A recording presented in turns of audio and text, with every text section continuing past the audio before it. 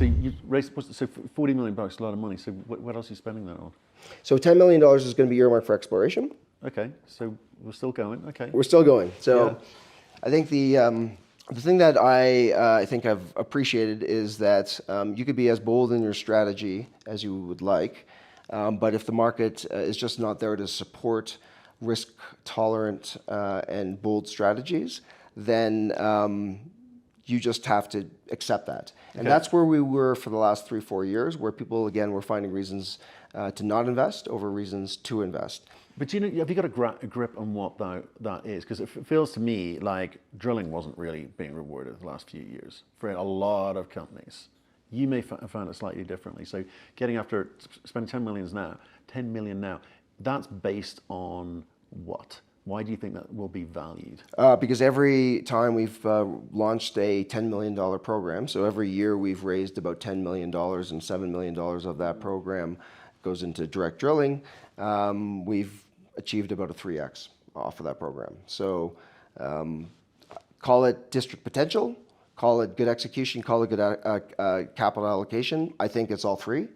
And I think it's mostly district potential. What we have is a 35-kilometer district with over 70 years of exploration on it, with geophysics, IP, mag, surface sampling, stream sediment sampling, et cetera, et cetera. We do have the ability, because of all this data, to say, well, what do we need?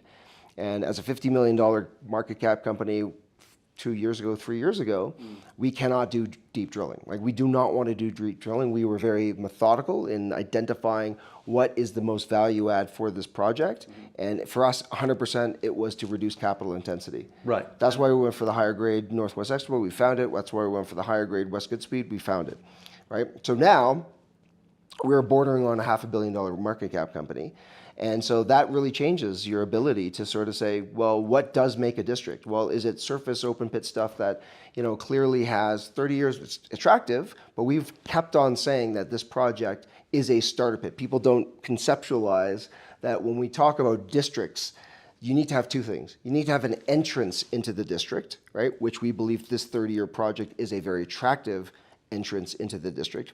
And then you have to have longevity. You have to have 50, 100-year potential that really can impact a production profile materially. And so what we've seen as an analog in the past in the Vicuña district and Filo's success is effectively 1% over 1,000 meters. That is 1% copper equivalent over 1,000 meters. If you can find that, it means that you're in a potassic zone. It means that you're in that heart of the porphyry, the high-grade portion of the porphyry, that you could probably mine it economically, depending on all these other factors that come into play.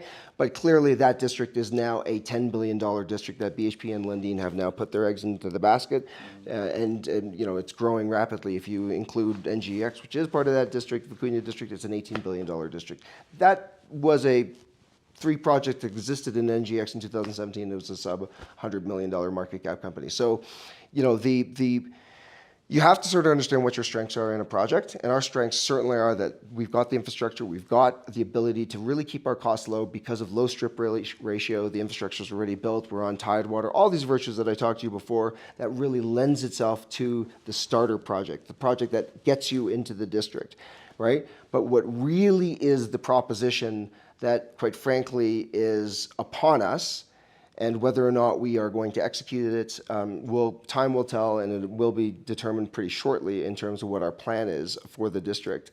But if you're able to answer the question, if we're able to answer the question, this is a starter project to what?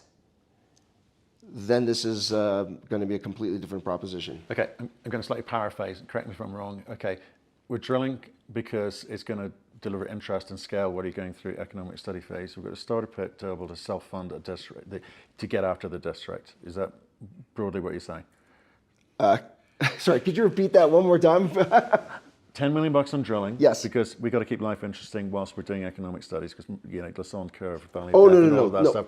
No. And it's delivering scale. No. So right now right now we are infill, right? So we're now going up to 4 drills. Right. We got to get this infill program done, 35,000 meters by the end of December. Got it. That is our priority. That is our priority. While we do that, right, our team led by Dr. Pablo Mejio, who joined our group in March, And again, his background, PhD in geoscience, but he is a data-driven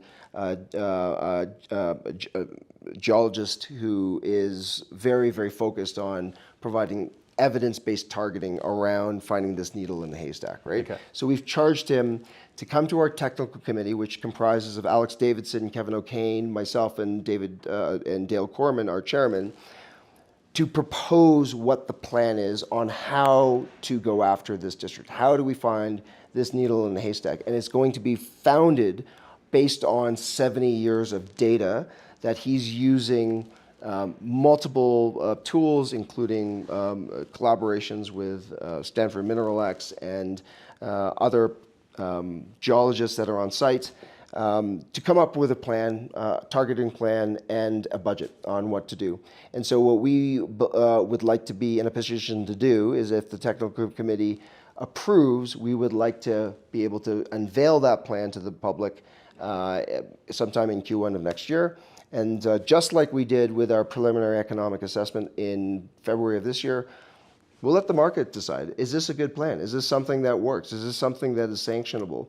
And, How did they do that? Were we pressing red buttons and green buttons?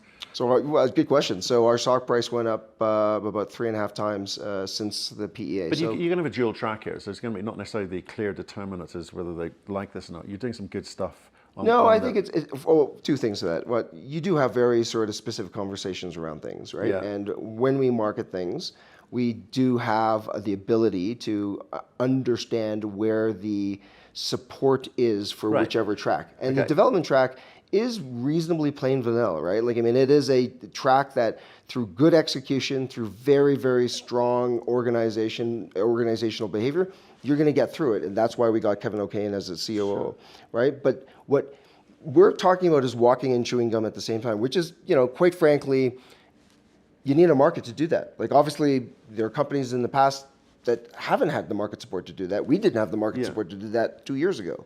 Okay, so there's the conventional route, and then there's let's try something extraordinary in an extraordinary time. Exactly. Okay, so that's a kind of knock it out of the park, and that's okay. That's more than desktop. It's a lot of data involved. Oh yeah, a lot of people involved. How much money is allocated to that? So $10 million right now is part of the exploration budget. Part of that. Okay. But if we need more, we will know how supportable it is. Again, I want to sort of adjust your conclusion on that, because in the end, we don't do anything without market sanctioning, right? But what's your institutional holding? Right now, it's after the deal, it's probably closer to 25%.